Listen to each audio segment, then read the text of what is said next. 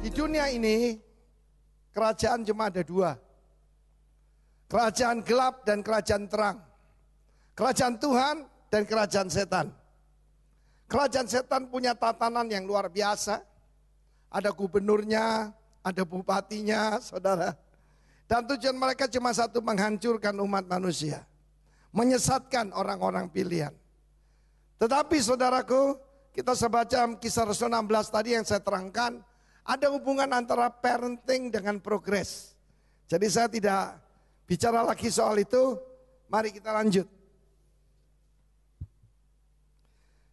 Kita baca dalam firman Tuhan, kisah Rasul pasal yang ke-16. Mulai dari ayat ke-6. Mereka, eklesia ini, melintasi tanah Frigia dan tanah Galatia karena Roh Kudus mencegah mereka untuk memberitakan Injil di Asia. Dan setibanya di Misia mereka mencoba masuk ke daerah Bitinia, tapi Roh Yesus, kalau tadi dipakai perkataan Roh Kudus, di sini Roh Yesus, sinonim sama aja saudara. Roh Yesus tidak mengizinkan mereka. Setelah melintasi Misia mereka sampai ke Troas. Pada malam harinya tampaklah Paulus suatu penglihatan. Ada seorang Makedonia berdiri situ dan berseru padanya, katanya, menyeberanglah kemari dan tolonglah kami. Setelah Paulus melihat penglihatan itu, segeralah kami mencari kesempatan untuk berangkat ke Makedonia. Karena dari penglihatan itu kami menarik kesimpulan bahwa Allah telah memanggil kami untuk memberitakan Injil kepada orang-orang di sana. Lalu kami bertolak dari Troas dan langsung berlayar ke Samotrake, dan keesokan harinya tibalah kami di Neapolis. Dari situ kami ke Filipi, kota pertama di bagian Makedonia ini, suatu kota perantauan orang Roma. Di kota itu kami tinggal beberapa hari. Pada hari Sabat, kami keluar pintu gerbang kota, kami menyusur tepi sungai dan menemukan tempat sembahyang Yahudi, sinagoga Yahudi yang sudah kami duga ada di situ.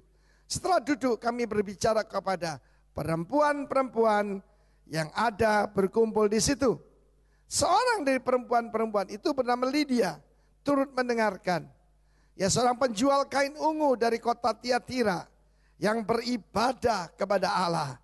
Tuhan membuka hatinya sehingga dia memperhatikan apa yang dikatakan oleh Paulus.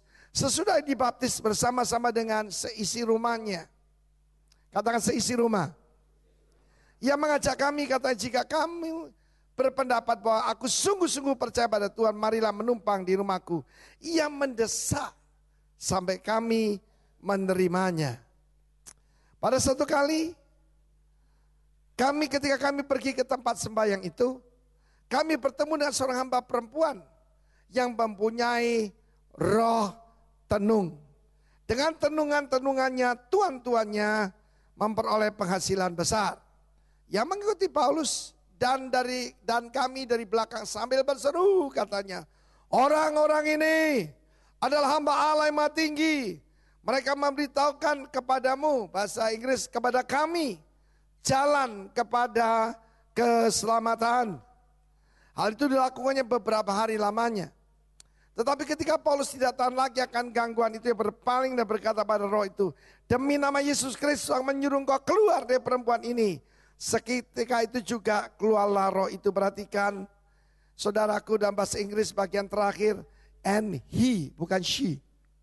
And he came out that very hour.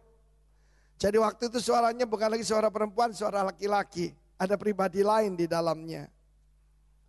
Ketika tuan-tuan perempuan itu melihat bahwa harapan mereka akan mendapat penghasilan lenyap, mereka menangkap Paulus dan Silas lalu menyeret mereka kemana?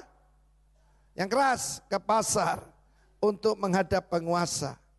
Setelah mereka membawa keduanya menghadap pembesar kota itu, berkatalah mereka, katanya, orang-orang yang mengacau kota ini karena mereka orang Yahudi. Dan mereka mengajarkan adat istiadat yang kita sebagai orang Rom tidak boleh menerimanya atau menurutinya. Juga orang banyak bangkit menentang mereka. Lalu pembesar-pembesar kota itu menyuruh mengoyakkan pakaian dari tubuh mereka dan mendera mereka. Mencambui saudaraku. Setelah mereka berkali-kali didera tanpa aturan, tanpa mengikuti apapun hukum yang ada, mereka dilemparkan ke dalam penjara. Kepala penjara diperintahkan untuk menjaga mereka dengan sungguh-sungguh. Sesuai dengan perintah itu, kepala penjara memasukkan mereka ke ruang penjara yang paling tengah dan membelenggu kaki mereka dalam pasungan yang kuat. Tetapi kira-kira tengah malam, Paulus dan Silas berdoa dan menyanyikan puji-pujian kepada Allah, dan orang hukuman lain mendengarkan mereka. Akan tetapi terjadilah gempa bumi yang hebat, sehingga sendi-sendi penjara itu goyah. Seketika itu juga terbukalah semua pintu dan terlepaslah belenggu mereka semua. Ketika kepala penjara itu terjaga dari tidurnya dan melihat pintu-pintu penjara terbuka, yang menghunus pedangnya hendak membunuh diri, karena yang menyangka bahwa orang-orang hukuman telah melarikan diri. Tapi Paulus berseru dengan suara nyaring, katanya, "Jangan celakakan dirimu, sebab kami semuanya masih ada di sini." Kepala penjara menyuruh membak suluh, lalu berlari masuk dan dengan gemetar tersunggurai di depan Paulus dan Silas yang mengantar mereka keluar. "Tuan, apa yang harus berbuat supaya aku selamat?" Jawab mereka. Kita baca sama-sama, 1, 2, 3. "Percayalah kepada Tuhan Yesus Kristus dan engkau akan selamat, engkau dan seisi rumahmu." Lalu mereka memberitakan firman Tuhan kepadanya dan kepada semua orang yang ada di rumahnya. Pada jam itu juga kepala penjara membawa mereka dan membasuh bilur mereka. Seketika juga ia dan keluarganya memberi diri dibaptis. Puji nama Tuhan. Saudara, ada beberapa poin yang saya mau sampaikan kepada saudara. Semuanya huruf P supaya gampang ingat. Jadi pertama itu goal hidup saudara adalah menjadi dewasa dalam Tuhan. Ada hubungan antara parenting dan progres. Banyak orang berpusat pada pelayanan di panggung atau mimbar ini. Padahal yang dibutuhkan membangun keluarga, termasuk keluarga Allah. Engkau boleh berusia 70 tahun dan tetap masih anak-anak. Apa tanda anak-anak? Mudah tersinggung. Anak-anak suka berkelahi. Tidak bisa membedakan nilai. Ya, kalau dikasih sertifikat tanah di Jakarta 10 hektar dengan komik, pilih komiknya saudara. Apa yang menarik perhatian saudara dan saya? Itu menunjukkan siapa kita. Waktu yang kita berikan, dana yang kita keluarkan, itu membuktikan aslinya kita. Benar sekali seorang hamba Tuhan berkata, dari buku tabunganmu, kamu bisa tahu siapa dirimu. Dan dia bilang amin saudaraku. Ada hubungan parenting dan progres. Karena banyak sekali orang punya pendapat aneh.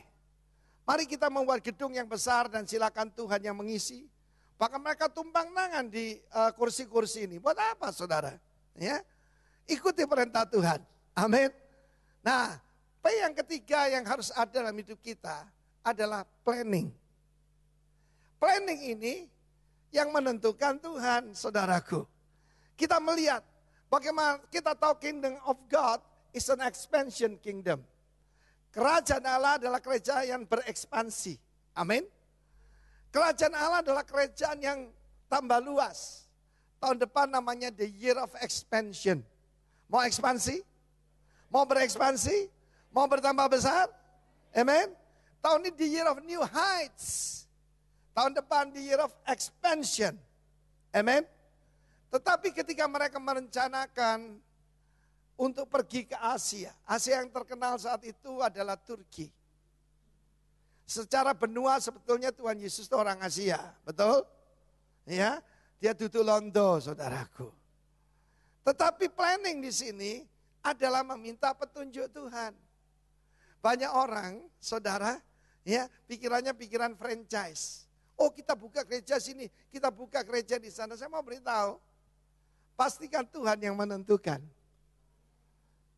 Kemudian ketika mereka pergi ke Bitinia, Roh Yesus melarang mereka. Saudara perhatikan itu, tidak selalu jawaban Tuhan itu yes. Jawaban Tuhan bisa no. Dan seringkali kita gak suka jawaban no atau pending. Manusia juga gak suka di pending saudara, mintanya sekarang.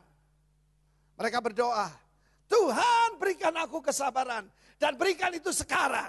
Tidak ada saudara. Hanya penganiayaan membuat orang jadi sabar. Para pria berkata, aminnya pelan saudaraku. Ya. Ketika kita minta kesabaran Tuhan kirimkan masalah. Betul? Nah saudara yang kasih Tuhan, perencanaan apapun membuka usaha baru. Amin. Kita harus tanya Tuhan dan perlu konsultasi kepada orang-orang senior. Satu hari saya berkata pada salah satu pengusaha di sini, perhatikan pulau-pulau kecil di daerah Maluku. Dia kerja sembako saudara di kota Ambon. Saya bilang perhatikan pulau-pulau kecil.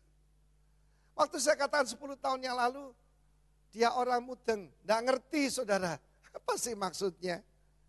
Tetapi kemudian Tuhan mencerahkan dia. Oh, maksudnya distribusi sembako. Di pulau-pulau kecil yang sekarang ini mahal, karena tidak ada kapal yang bisa mendarat, karena pelabuhannya rendah. Dia dapat ide, dia buat kapal yang bisa mendarat di air yang tidak dalam. Dan tinggal tunggu waktu saja, dia akan makin dipakai oleh Tuhan. Setiap daripada kita harus melibatkan Tuhan dalam segala perencanaan. Ya, karena itu dalam firman Tuhan kitab Yakobus berkata, jangan dengan sombongmu berkata, aku pergi ke kota Anu dan berdagang setahun dan dapat cuan, dapat untung. Jangan membanggakan diri, lebih baik kamu katakan insya Allah. Kalau Tuhan menghendakinya. Amin. Nah saudara, saya baru kembali dari Sarawak. Di Sarawak itu saya pernah mengalami dipakai Tuhan untuk menerobos tahun 1986. 1986 saya Kristen masih remaja lah. Baru 7 tahun ikut Tuhan. Hasilnya luar biasa saudara. Saya masih ingat bertiga dengan Pak Kris. Pertama kita mendarat di Kucing. Tengah malam. Mendadak ada auman anjing di seluruh kawasan itu. Saya tidak ingat berapa puluh, tapi semuanya. Suasana sangat menakutkan. Saya dengan istri beradu punggung dan kami lawan roh kegelapan itu. Sebab kita tahu roh yang di dalam kita lebih besar dari segala roh dalam dunia. Apa yang mau diterbangkan oleh iblis? Teror. Salah satu nama iblis adalah King of Terror. Yang suka teror-teror pasti dipakai oleh iblis. Jelas saudara. Menebarkan ketakutan. Menebarkan ketakutan. Besoknya kita naik pesawat kecil pergi ke Bintulu. Sampai ke Bintulu, maka saudara kita disewakan sebuah gedung olahraga yang hadir kurang lebih 800 orang. Saya tidak pernah lupa itu. Tetapi kalau kita di jalan Tuhan, pasti Tuhan menyertai kita. Ketika kita gagal, mungkin bukan Tuhan yang menyuruh kita. Di setiap kali kita ada satu arah pada Tuhan, yang ada pasti oposisi. Betul? Saya masih ingat hari itu, ada seorang ibu, dia suku Kelabit. Suku Kelabit biasanya telinganya kan panjang sampai sini. Tapi rupanya dipotong saudaraku, tapi badannya tato dari leher sampai telapak kaki. Jadi kalau ada orang sombong, ada tatonya sedikit tunjukkan begini. Ibu ini tatonya seluruh tubuh, maklum belum kenal Tuhan. Tapi ini yang dia katakan, dia telah melihat kita 1 tahun yang lalu. Jadi 1 tahun yang lalu dia saya lihat wajah kami berdua suami istri dan Pak Kris Manusama. Waktu itu Pak Kris masih kurus sekali saudaraku. Sekarang terlalu makmur, dulu kurus. Dan dia berkata, ada beberapa malaikat mendampingi kalian. Saya tidak bisa lihat, ibu itu bisa lihat. Menurut dia, tingginya sebesar gedung itu. Kalau setinggi gedung itu berarti ini 4 meter ya, tambah 2 meter, 6 meter saudara. Wah kami suka cita sekali. Sebab gereja yang kita layani itu tidak percaya kuasa Roh Kudus. Mereka tidak biasa dengan pengusiran setan, kesembuhan buat mereka, kesembuhan sudah berlalu. itu adalah pengertian atau faham cessation. Artinya sudah cease, sudah berhenti, mujizat sudah nggak ada. Kabar baiknya mujizat masih terus berlangsung. Siapa perlu mujizat, mujizat masih terus berlangsung. Karena Yesus adalah ajaib. His name is wonderful.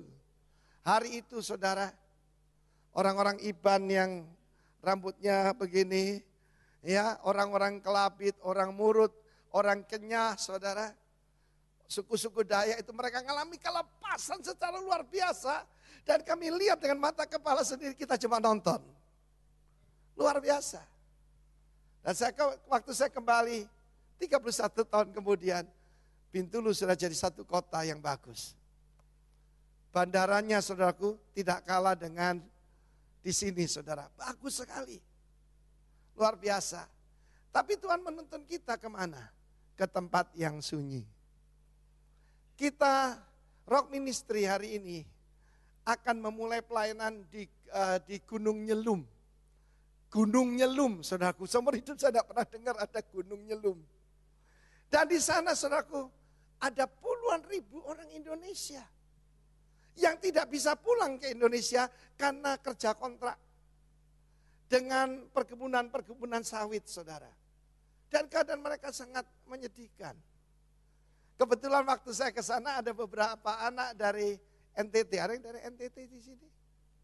Oke, buat mereka saya nyanyi.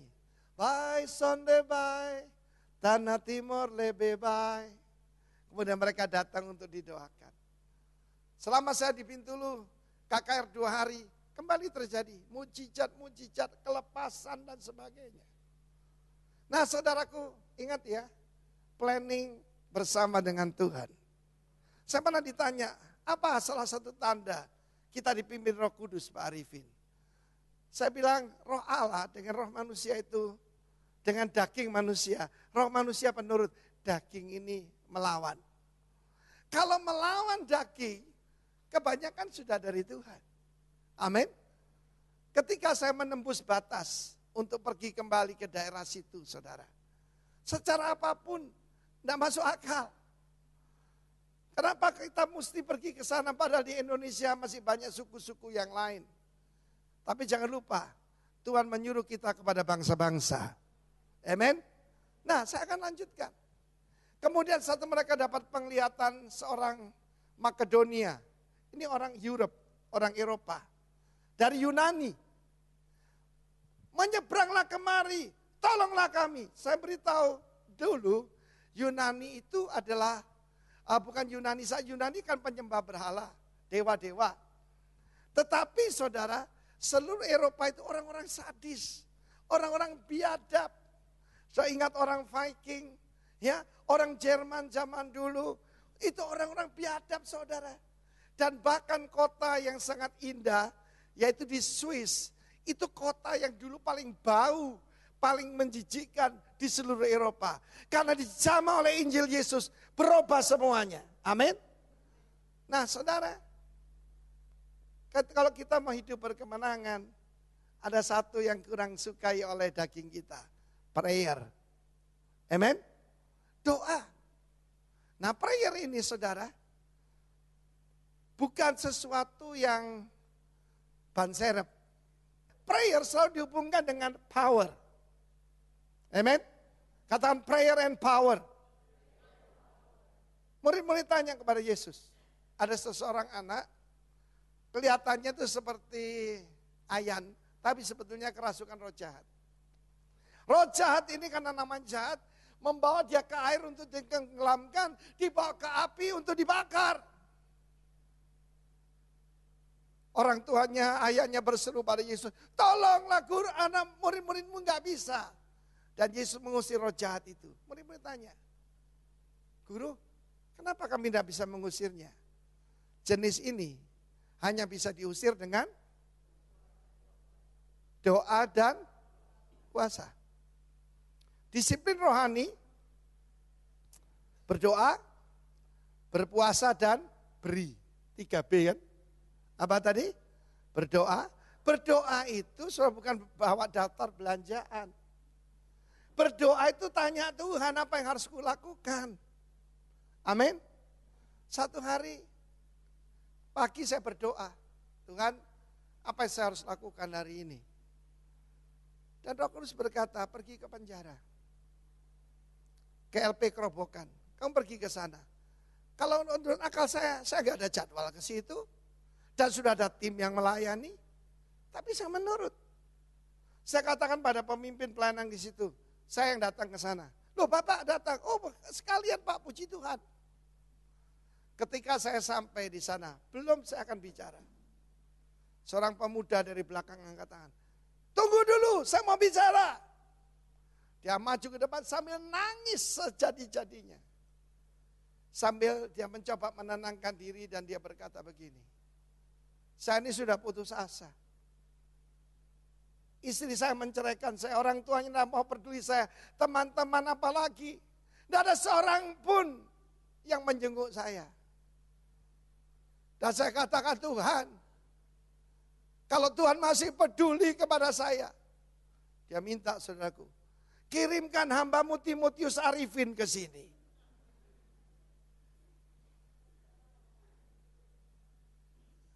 Kalau saya jadi Tuhan saya bilang, Mbel. Enggak, Tuhan itu baik saudara. Saya diperintahkan ke sana. Sekarang saya tahu Tuhan itu dengar saya. Baru tahu dia. Tuhan itu penuh kasih, penuh dengan kebaikan, penuh dengan kemurahan. Dan dia peduli kepada saudara. Amin. Saudara yang kekasih, dia itu bandar narkoba. Kau zaman dulu saudara, penjara itu pada zaman rasul-rasul isinya ada hamba-hamba Tuhan karena apa? Karena mengabarkan Injil. Sekarang karena jualan narkoba saudara. Lengkap itu Matius, Markus, Lukas, Yohanes, Paulus, Barnabas, Maria Magdalena, komplit. Tetapi jangan lupa, there's power yang mengikuti kita. Saudara, begitu banyak orang dilepaskan dalam perjalanan kami selama 2 hari di sana. Cukup jauh sih, berangkatnya 1 hari, pulangnya 1 hari. Karena sedikit salah urus. Karena naik pesawat yang enak lain kali nggak apa-apa saya naik Air Asia. Langsung bisa ke Miri. Dan perjalanan berikutnya sudah direncanakan ke Brunei Darussalam. Enak secara daging? Nggak enak. Tetapi planning bersama Tuhan. Katakan prayer and power. Saya ada di Bali karena tuntunan Tuhan. Saya cuma dengar suara, pergilah ke Bali. Saudara, itu tindakan paling bodoh kalau kita pikir dengan cara apapun. Saya berada di Surabaya, tahun itu tahun 89. Pergilah ke Bali. Ada yang bilang, Pak, kalau mau bangun gereja, jangan di Bali dong Pak. Orang Kristen cuma 0,5%. Pergi ke tempat mayoritas. Saya bilang tidak. Yesus pergi ke pintu gerbang Allah maut. Dalam hidup saya, Tuhan membawa saya ke tempat-tempat yang begitu banyak oposisi. Kemarin saudara, ada yang sini asal dari Sumba. Di Waikabubak, pusat penyembahan Marapu terbakar habis. 60 orang di sana kerasukan saudara. Dan mereka merusak semua mobil-mobil, termasuk mobil polisi, termasuk mobil pemadam kebakaran yang mau tolong mereka dibakar. Kalau kita tidak mengerti ada kuasa kegelapan, kita sudah gagal paham. Seorang budak wanita, a slave girl. Iblis suka memperbudak, Yesus memerdekakan. Saya ulangi sekali lagi, iblis memperbudak, Yesus memerdekakan. Mengikuti mereka dari belakang sambil berseru. Inilah hamba Allah yang maha tinggi. Yang memberitahukan kepadamu jalan menuju keselamatan. Bagaimana penyesatan itu? Penyesatan itu saudara, ya mau niru Tuhan Yesus. Bikin KW. Kerajaan Allah KW. Bukan yang asli, tapi mirip aslinya. Saudara, dia berkata Allah yang Maha Tinggi, seperti yang dia sembah. Sama yang disembah dengan kita. Sama aja kok, tidak sama saudara. Setelah beberapa hari toleransi habis.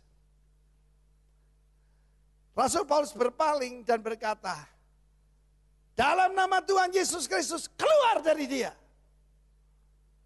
Dan suara wanita berubah jadi suara laki-laki. Wah, keluar saudara. Kuasa kegelapan. Firman Allah mengatakan spirit of divination. Saya pelajari spirit of Python. Piton. Ada gambarnya orang yang dibulat oleh ular sawah.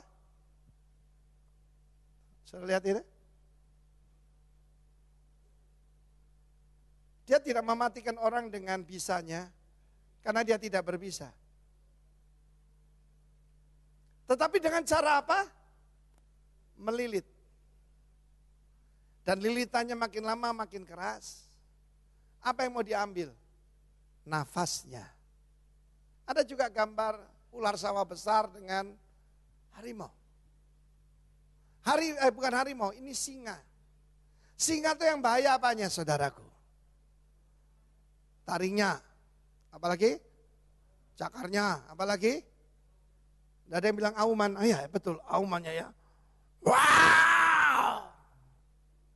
Dan seketika rusa pun gemeter. Bukan saudara, yang bahaya singa itu ambekannya. Nafasnya saudara. Kalau ngelawan taringnya singa, cakarnya singa pasti kalah. Tapi dicekik sampai hilang nafasnya. The spirit of Python. Di YouTube kita bisa lihat, kalau nggak salah di Sumatera ditemukan ular sawah 7 meter. 7 meter dari sini sampai sana lah. Besar saudara. Dan di dalamnya ada babi hutan. 7 meter. Di Burma pernah ditemukan panjangnya 8 meter. Saya tinggal di Ubud. Dan saya mulai tahu di sebelahnya sawah itu banyak ularnya saudara. Satu hari saya ditelepon oleh penjaga villa saya, Pak, burung yang baru diberikan kepada kita itu ditelan oleh ular kobra, Pak. Ular kobranya masih ada di dalam kurungan, sudah saya tembak mati. Sebab pada waktu ke sana saya belikan senapan angin, saya berikan pada penjaga. Kamu bisa nembak? Bisa Pak, titis Pak. Lalu ketika saya datang saya heran, bagaimana dia bisa masuk? Karena lubangnya cuma 1 senti, coba lihat 1 senti. 1 senti loh. Lalu karena dia anak kampung dia cerita, Pak, Bapak nggak tahu. Ular kobra itu bisa menggepengkan kepalanya. Dan begitu dia masuk, kepala bisa masuk, seluruh tubuhnya masuk. Tapi karena ular belum sekolah, saudaraku, dia menelan burung itu dia tidak bisa keluar. Untuk ular menyerang kita, dia tidak perlu pintu terbuka. Dia cuma perlu celah. Baru seminggu saudara. Sekarang udah berkurang ya. Banyak yang kita tembak, dibunuh. Baru seminggu. Pak, motor Bapak itu Honda Scoopy. Di dalam tempat helm ada ularnya di situ. Untung dia tidak menggigit orangnya. Dia cuma perlu celah. Tubuh ini seperti rumah.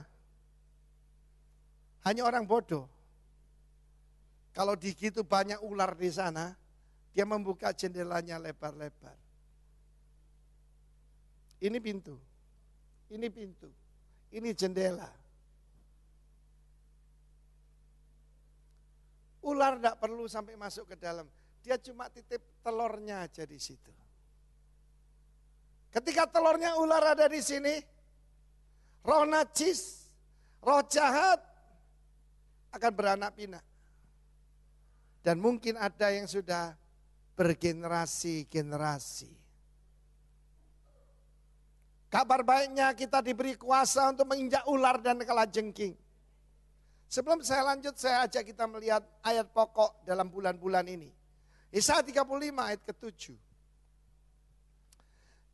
Tanah pasir yang hangat, the parched ground, tanah yang pecah-pecah, akan menjadi kolam. Tanah kersang akan menjadi sumber-sumber air.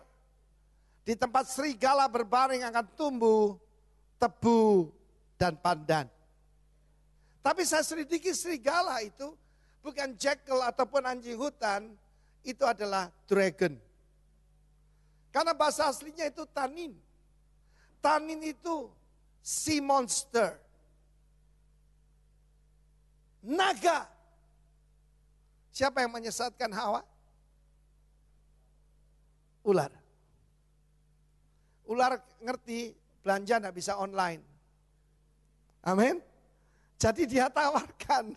Buah itu kelihatan bisa diraba, bisa dicium, saudaraku. Dan tertariklah Hawa karena menarik hati bisa memberikan hikmat. Bisa melebihi daripada bosnya. Bisa menjadi seperti Allah. Bodoh sekali. Pada manusia itu sudah dijadikan seperti Allah. Amin. Nah saudara yang kasih, di tempat serigala berbaring. Di mana tempat serigala berbaring? Dalam hidup kita. Kalau hidup kita itu seperti tanah gersang. Seperti tanah yang pecah-pecah. Dan tidak ada air. Hati-hati saudara. Iblis suka di situ. Mana tanah kersang itu? Hati yang dibiarkan terluka. Hati yang dibiarkan kecewa. Ketika saya melepaskan kuasa-kuasa kegelapan, kebanyakan wanita saudaraku. Sebab di daerah Sarawak sana, pria bisa punya 2-3 istri tanpa dinikahi. Rata-rata mereka kecewa saudara. Dan disitulah kuasa kegelapan bisa masuk. Kecewa, tersinggung. Jangan biarkan itu dalam hidup saudara. Tapi kabar baiknya, Rasul Paulus meniru Yesus. Dia menjadikan dirinya kolam. Yang menjadikan dirinya sumber mata air. Seorang wanita bernama Lydia. Dia seorang penjual kain ungu dari Tiatira. Perhatikan Rasul Paulus mengganti namanya. Dulu Saulus kan. Saulus itu nama apa? Nama Yahudi. Tetapi ketika dia masuk ke daerah itu dia ganti nama Paulus. Itu nama Yunani. Dan dia bukan melayani di tempat-tempat sembahyang. Kalau dia cari tempat sembahyang Yahudi hanya untuk kontak. Tetapi dia melayani di marketplace. Perhatikan bagaimana Tuhan daripada budak wanita ini menyeret mereka ke pasar.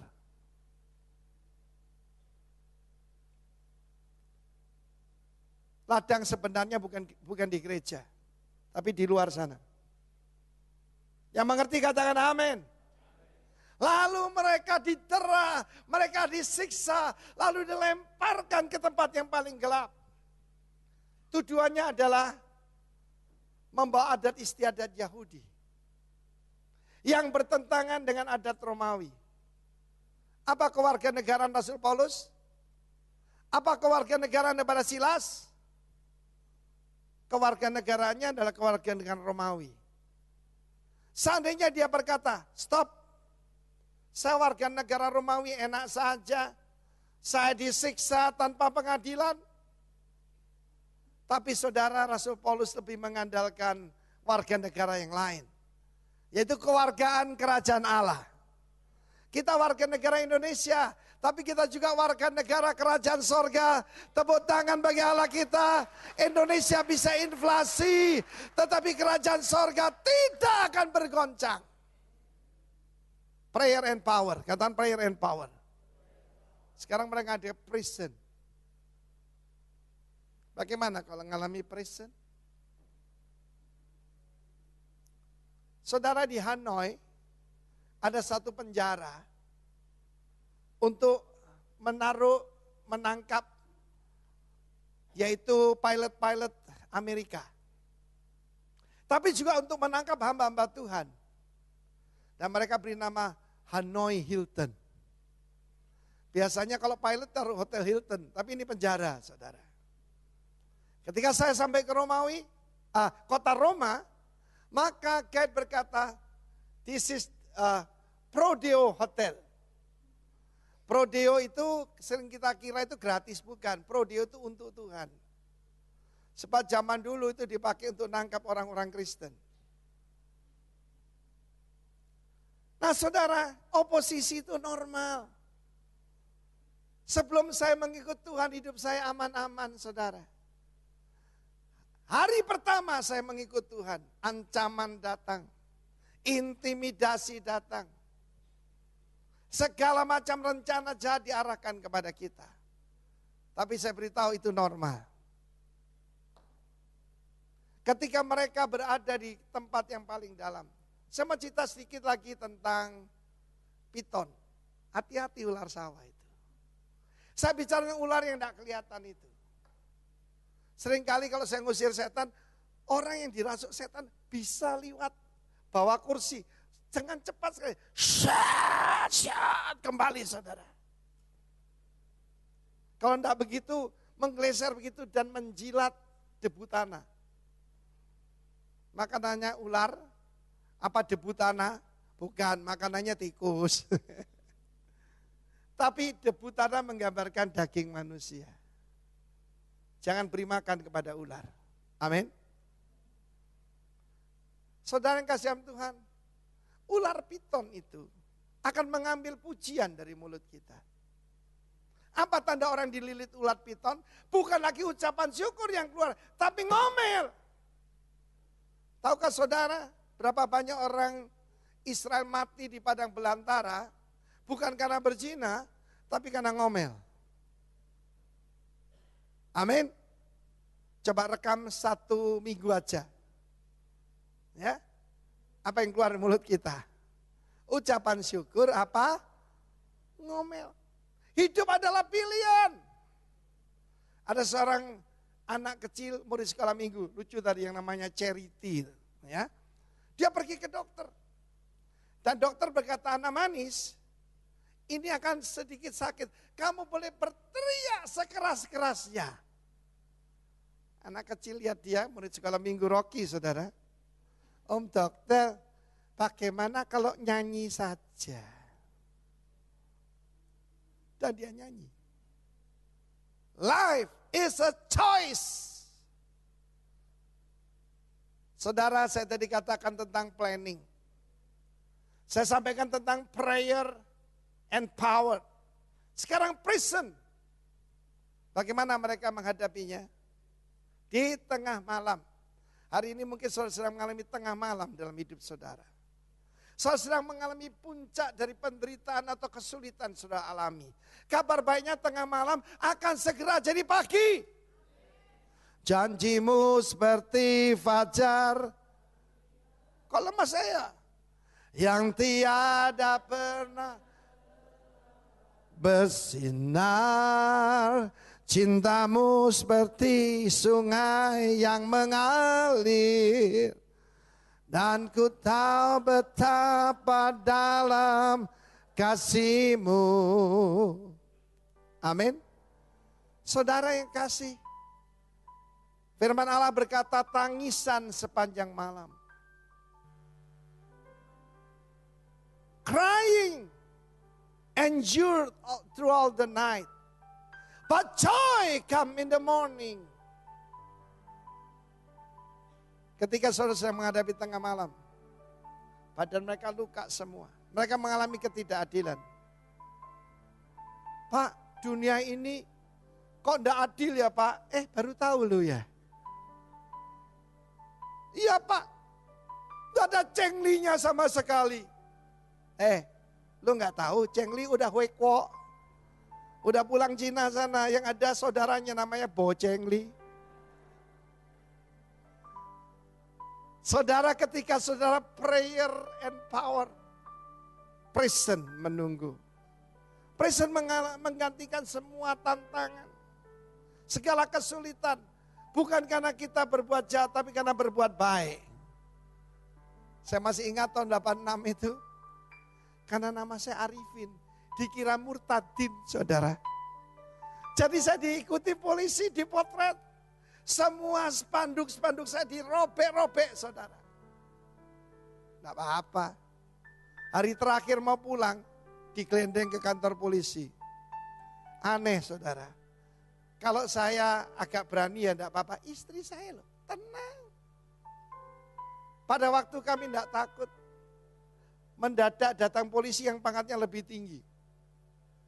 Yang tahu saya. Dan kita dimerdekakan. Tuhan tidak pernah terlambat. Amin. Firman Allah berkata di tengah malam. Paulus dan Silas ngapain? Pray and praise the Lord. Menyanyi dan memuji Tuhan. Tadi lagu yang dinyanyikan ada mujizat dalam pujian. Ketika memuji Tuhan, sesuatu terjadi. Itu saya ajarkan, kalian belum paham, konventus. Itu hukum Romawi. Kalau dua orang Romawi di negeri asing, mereka bersama berdiri, mereka mewakili kerajaan Romawi. Dan segala kekuatan Romawi backup mereka. Hidup adalah pilihan, saudara. Rasul Paulus dan Silas punya pilihan. Memilih lewat jalur hukum, kerajaan Romawi. Tapi jalur mujizat, kerajaan sorga. Pilih mana, saudara? Saudara, pilihan hari ini. Ada yang mau menyelesaikan dengan daging. Ada yang dengan otot. Ada yang dengan okol. Ada yang akal pakai ikil. Jangan. Ikil itu tipu muslihat. Pakai cara Tuhan. Dan mereka memuji Tuhan. Sebab kau besar, perbuatanmu ajaib, tiada seperti engkau. Tapi kira-kira ya sambil sakit gitu, saudara. Di tengah malam. Saya punya kebiasaan seperti itu. Saya pernah berapa kali berhadapan dengan maut, penyakit-penyakit yang mengerikan. Tengah malam saya dengan istri saya menyanyi. Lagunya muji Tuhan. Surely goodness and mercy shall follow me all the days of my life. Saudara, mendadak ada nurse masuk. Kenapa? Loh mbak, tidak ada orang nyanyi tengah malam. Ya tidak ada pak. Ada kejadian lucu waktu saya di Bintulu, saudara. Pada waktu itu, saya jalan biasa loh. Mendadak ada petugas yang sedang membersihkan kamar. Dia teriak gini, hantu.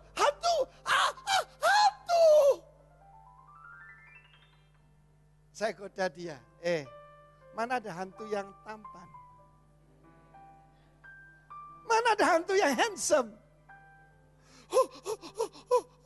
Dia begitu, saudara. Orang kalau takut, Tuhan dikira hantu, saudara. Waktu pulang saya datangi mereka, ada 2 pekerja wanita di situ. Kenapa kok takut? Ya saya takut. Saya kasih uang kaget 100 ringgit, saudara.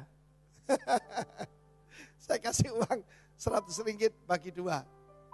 Uang kaget, saya bilang begitu. Anak Tuhan kalau ngagetin ngasih uang, saudara. Itu kejutan yang lain, amin. But there is power and praise. Saya pernah cerita, saudara. Satu kali saya sedang kesakitan luar biasa yang belum pernah saya alami seumur hidup saya.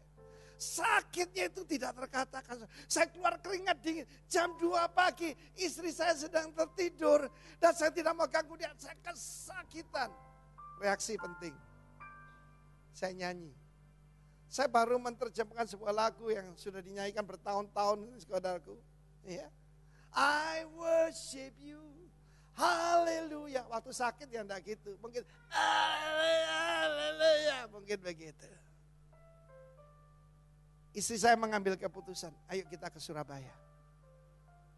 Sebab dulu ya di Bali itu enggak sebaik sekarang lah. Sampai di sini diperiksa. Diduga kanker getah bening. Ada benjolan begitu banyak di sini. Yang mereka enggak, ya heran tuh kenapa? Belum tersebar. Biasanya menyebar kemana-mana saudara. Saya tahu rahasianya. There's power in praise. Lalu kemudian saudara, saya doa di hadapan Tuhan. The power of prayer. Saya enggak nuntut Tuhan. Tuhan gimana sih? Aku hambamu kok sakit? Enggak. Saudara, saya ngemis. Tuhan, itu tahun 2004 saudara. Ya 2003 saudara. Tuhan saya punya mimpi. Mempersembahkan kepadamu 1000 gereja. Waktu itu mimpinya cuma 100 saudara. Kalau boleh perpanjang umur saya. Saya tidak mau maksa Tuhan. Dia raja. Dia tahu apa yang dia perbuat. Dan saya disembuhkan secara ajaib. Dokter yang memeriksa itu 4 orang saudara. Dan salah satu dokter itu mendampingi saya ke Singapura. Bersih sama sekali. Dan dokter yang belum mengenal Tuhan berkata, it's that what you call miracle. Mujizat, tepuk tangan bagi Allah kita. There's power and praise. Ketika mereka memuji Tuhan. Pasti keras, kenapa? Semua orang mendengarkan. Jangan bayangkan penjara zaman dulu kayak sekarang. Penjara zaman dulu di dalam seperti sumur begitu. Besar di bawah tanah saudara. Kalau panas-panas sekali, kalau dingin-dingin sekali. Dan mereka sedang dipasung. Salah satu yang dikerjakan iblis lewat roh piton adalah membatasi gerak kita. Kalau engkau seperti tidak bisa bergerak. Karena hutang piutang yang melilit engkau. Itu semacam piton itu tadi. Itu sih bukan kuasa gelap. Ya. Ketika memuji Tuhan, engsel-engsel terlepas. Pintu-pintu terbuka. Coba saudara saya bayangkan saudara seperti itu. Semua pasungan terlepas. Saya tidak tahu ada ikatan apa pada saudara. There's power in prayer and in praise. Pada saat itu saudaraku, semua pintu terbuka. Banyak orang berkata itulah mujizat yang hebat. Bukan. Mereka tidak lari keluar. Ketika kepala penjara melihat itu, dia mengambil pedangnya untuk bunuh diri. Roh jahat akan membuat orang membinasakan dirinya. Tahan, jangan celakakan dirimu. Kami semua ada di sini. Who's now in charge? Bukan kepala penjara, Paulus. Coba sih saudara dalam penjara. Kalau penjara di Amerika ada televisinya, kamar mandinya bersih, pakai monoblok. Ini penjara saudaraku di kota Filipi pada zaman itu. Mengerikan, yang ada tempat penyiksaan saudara. Coba tempatkan saudara di salah satu jadi narapidana. Ketika pintu terbuka, ada yang jalan dengan kangkung, mereka berlari secepat kilat untuk keluar. Mereka semua diam. Dan inilah mujizat lebih besar. Peace. Damai sejahtera. Peace ini terjemahan dari shalom. Mereka semua begitu damai sejahtera. Dan mereka adalah penjahat-penjahat. Bisa tenang. Karena ada hadirat Tuhan di situ. Baca lagi Kisah Rasul 16. Parenting and progress. Kataan parenting and progress. Planning. Amin. Prayer and power. Present and praise. Saya ngalami dalam hidup saya mujizat-mujizat paling besar ketika ada ancaman dalam hidup saya. Saya bukan pencipta lagu, tapi lagu-lagu yang saya tulis pada beberapa, itu semua ketika saya diancam. Diancam mau masukkan penjara, diancam apa, macam-macam saudara. Dan terakhir, peace. Mereka tidak lari keluar. So tahu, di kehadiran dari the Prince of Peace, the Prince of Shalom, Yesus Kristus, betul-betul membuat mereka damai sejahtera. Haleluya. Saya masih ingat waktu saya jadi kontraktor. Kantor buka jam 8. Selalu ada seorang bapak sudah tua, penjual kapur. Selalu datang ke rumah saya setengah 7 pagi.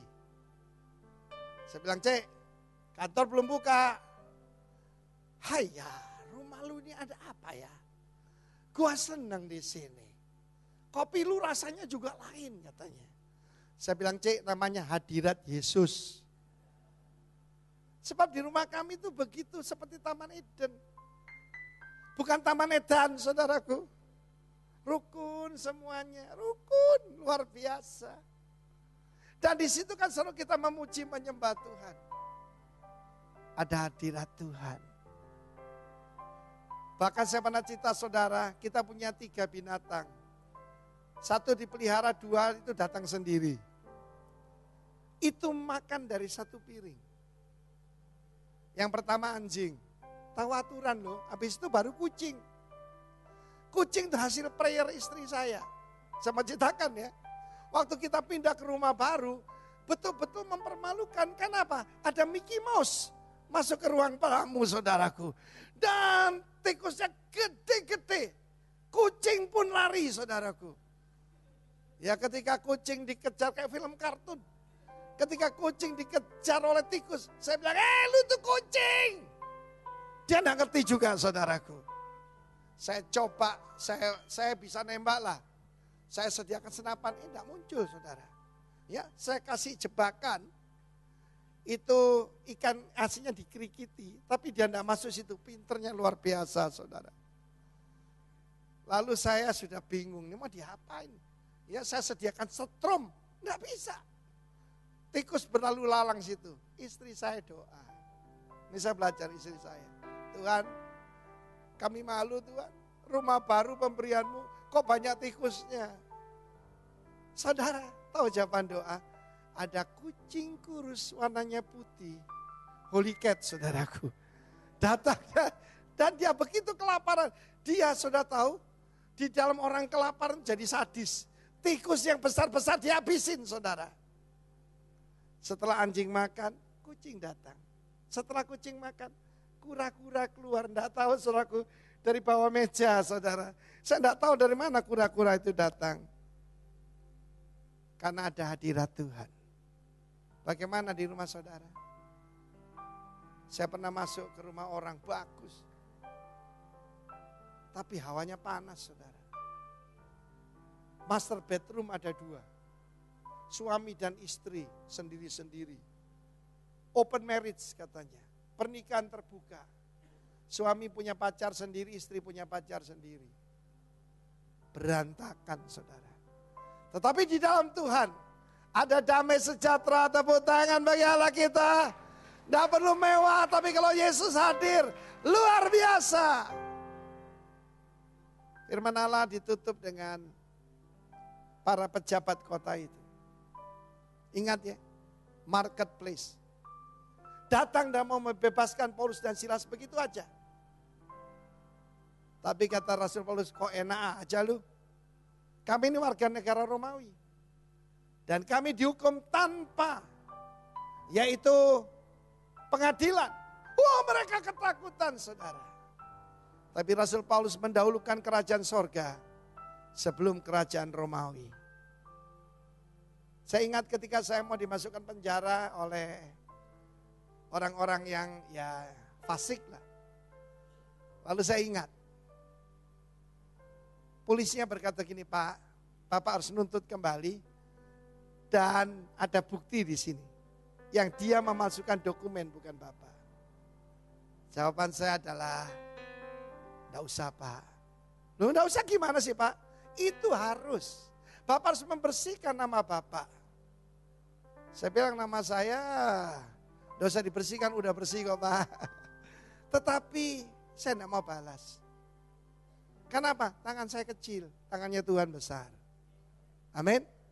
Sekarang polisi itu menyekolahkan anaknya semua di sekolah Tunas Daud.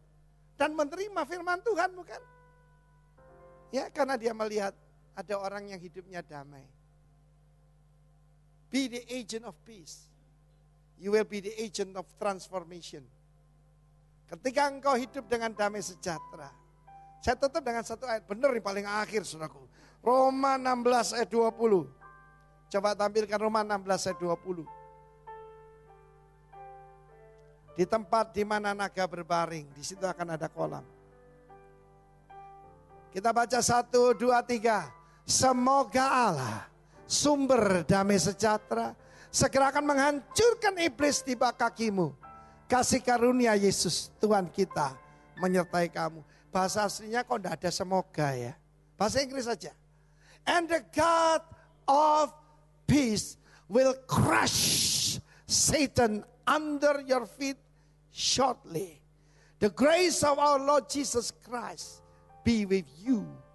Amen. Coba lihat di sini. Bukan the God of power, but the God of peace. Amin. Efesus 6 mengatakan sepatu kita adalah sepatu kerelaan mengabarkan Injil damai sejahtera. Gospel of peace. Saudara lihat di sini. Peace and grace.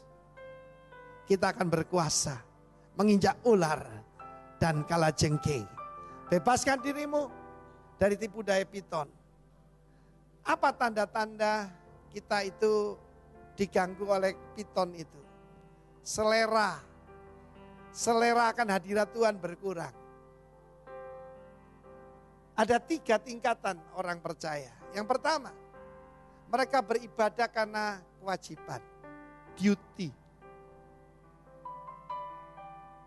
Ya kita kan kewajiban untuk beribadah. Itu kelas paling rendah.